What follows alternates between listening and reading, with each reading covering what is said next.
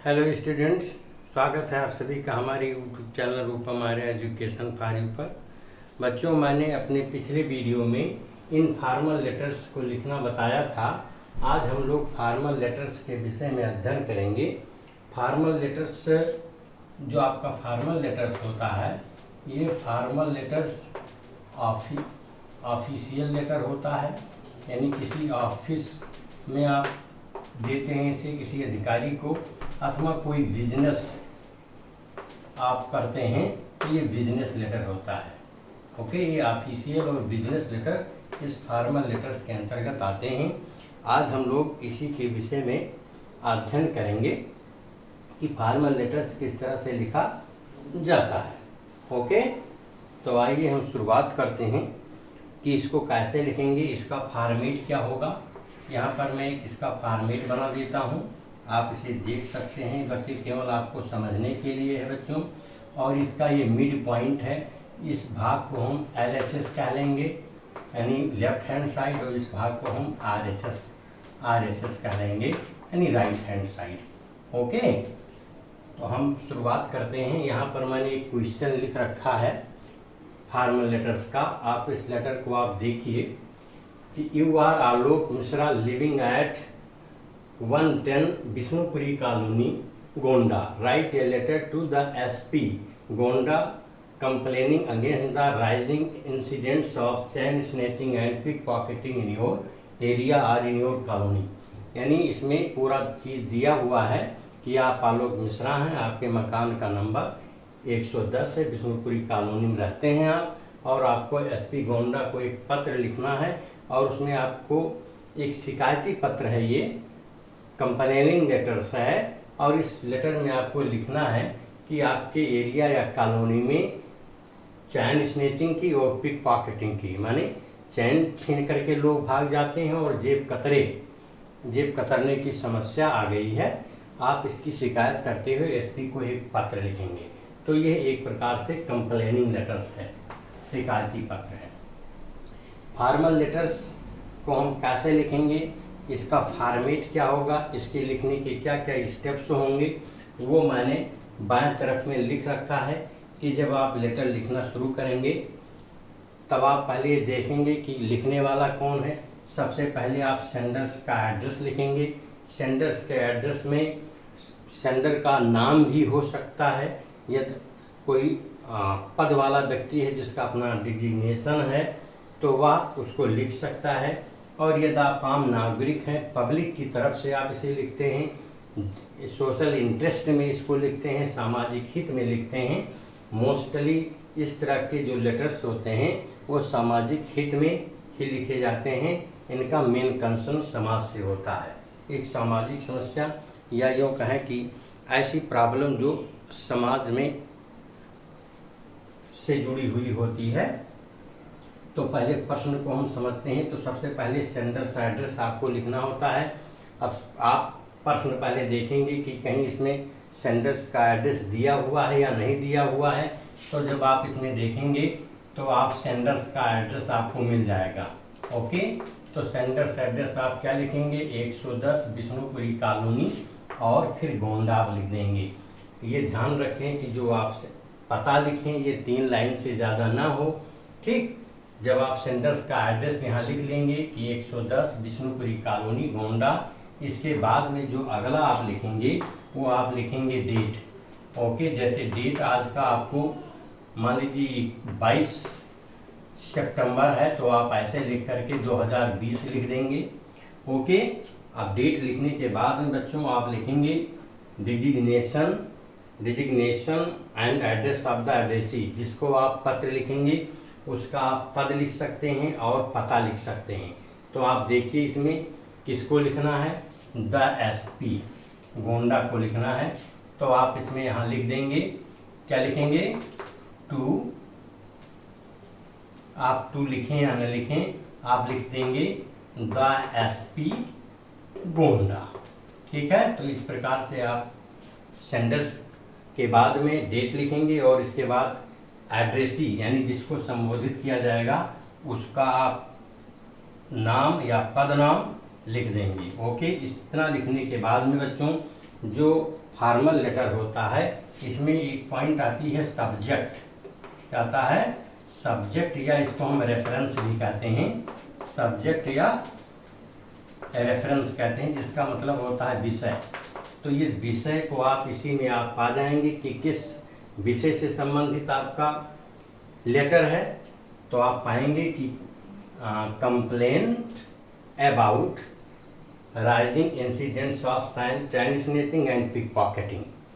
तो आपका जो सब्जेक्ट होना चाहिए ये बहुत बड़ा नहीं होना चाहिए। इसमें आप लिखेंगे कंप्लेंट, आप ऐसे लिख देंगे कंप्लेंट अबाउट चैन स्नैचिंग, आप और शब्द छोड़ दीजिए, आप लिखिए शॉर्ट में लिखा जाएगा complaint about chain snatching and pick pocketing. Okay, इतना आप लिख देंगे। इतना लिखने के बाद में बच्चों जो अगला आप लिखेंगे वो आप लिखेंगे सैल्यूटेशन। सैल्यूटेशन का मतलब होता है आप कैसे उनको संबोधित करते हैं। ओके, तो आप उसमें डियर सर लिख सकते हैं, रेस्पेक्टेड सर लिख सकते हैं। किस तरह से लिखा जाएगा इसको पिछले वीडियो में मैंने बताया है, ये आप लिख लेंगे। इतना लिखने के बाद में आप लिखना शुरू कर देंगे। ओके, जब आप लिखना शुरू कर देंगे तो आप शुरुआत करेंगे कि I would like to draw your kind attention. इसके बाद इशू आप शुरू कर देंगे कि सब्जेक्ट आपका क्या है, उस पर आप लिखना शुरू कर देंगे, लिखेंगे। और इसके बाद यदि आपने पेपर मीडिया वाले को बताया हुआ होगा तो आप लिख दीजिए कि मीडिया ने भी इसको अपने पेपर में स्थान दिया था, मीडिया ने उठाया था इस प्रकरण को, लेकिन इस पर कोई ध्यान नहीं दिया गया है। और उस एरिया को आप उसमें बता दीजिए कि कौन सा एरिया है जहाँ पर लोगों का आवागमन ज़्यादा है और वहाँ पर अनसोशल कल्प्रिट्स इकट्ठे या क्रिमिनल्स इकट्ठा होते हैं। और उस एरिया को आप ऐसे दिखाइए कि जैसे वह उनके लिए जो अनसोशल लोग हैं या कल्प्रिट्स हैं या क्रिमिनल्स हैं उनके लिए ज़्यादा उपयुक्त है और लोगों का आना जाना है। तो उस एरिया को आप लिखते रहिए। लिखने के बाद में आप क्या चाहते हैं उस बात को लिख दीजिए। ओके, और इसके बाद में आप लिखेंगे कि hoping for an immediate action. जब आप कंटेंट्स पूरा लिख लें, कंटेंट्स लिखने के बाद में इतना जब आप ये लिखेंगे जो कॉमन वर्ड्स है जिसकी जहाँ से आप शुरुआत करेंगे, इसके बाद जब इंड करिए तो आप उसमें लिखिए कि hoping for an immediate action. इतना लिखने के बाद में जो है इसके बाद आप अपना नाम लिख दीजिए, नाम कौन है, योर्स फेथफुल्ली लिखिए। इसके बाद अपना नाम, अगर आपके प्रश्न में नाम दिया हुआ है सेंडर का तो आप नाम लिख दीजिए और नाम लिख कर दीजिए या सिग्नेचर आप कर दीजिए। ठीक है, इतना आप कर सकते हैं। तो बच्चों जो आपका फॉर्मल लेटर होगा उसमें संपूर्ण चीज़ें आपकी लेफ्ट हैंड साइड में लिखी जाएंगी, लेकिन आपको जो सिग्नेचर है या जिसने पत्र लिखा है उसका सिग्नेचर योर्स फेथफुल्ली राइट साइड में भी लिखा मिलता है।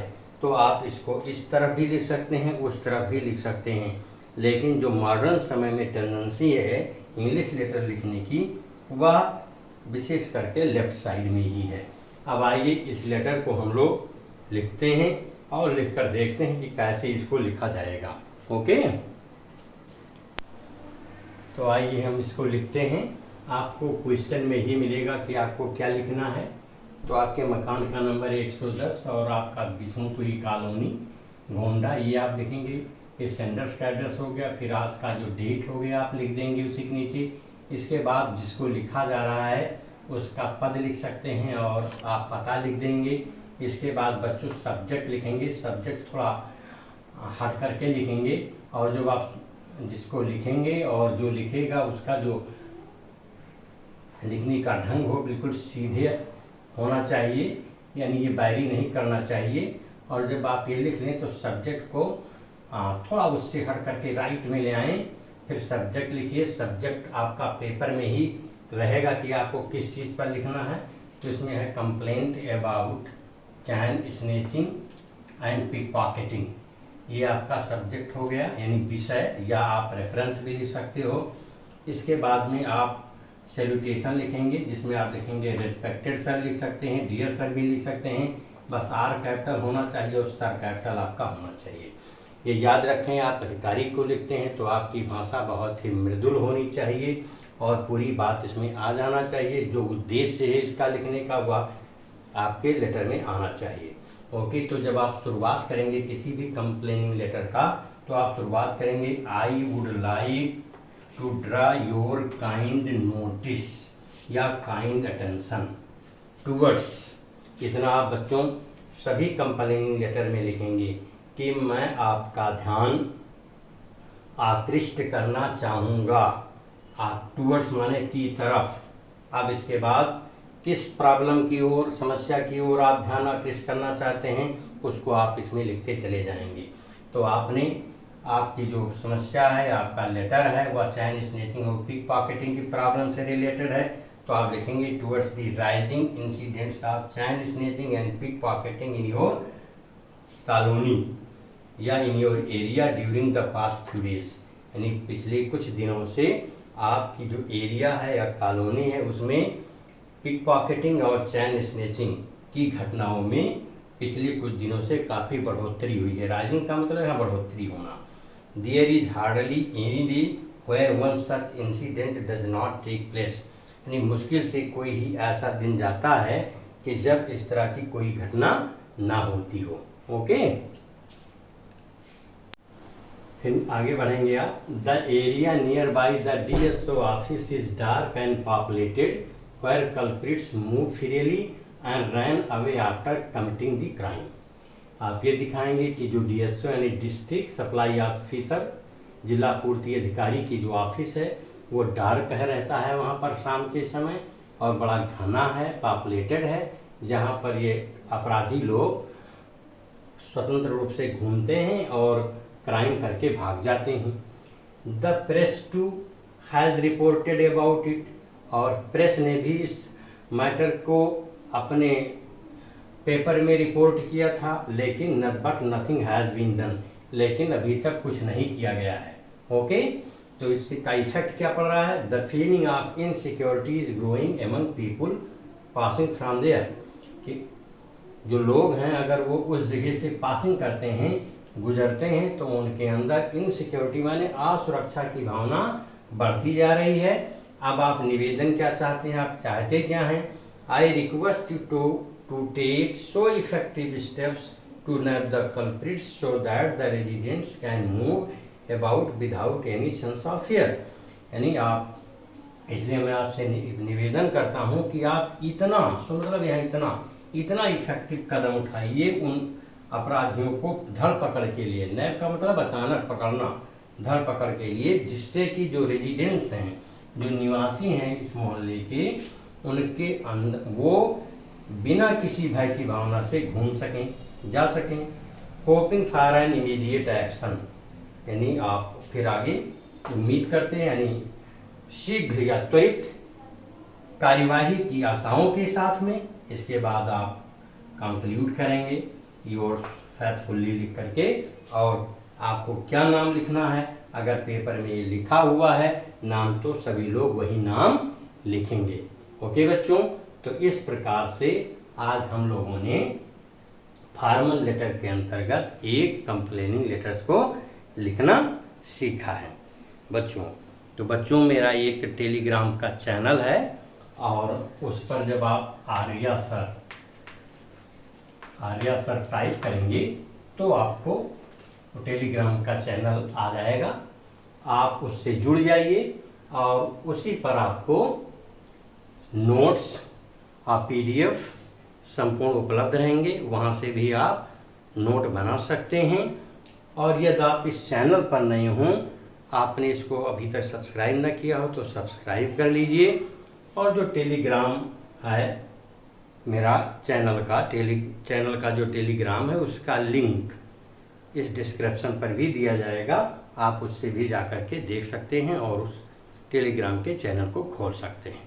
ओके बच्चों, तो थैंक यू फॉर वॉचिंग।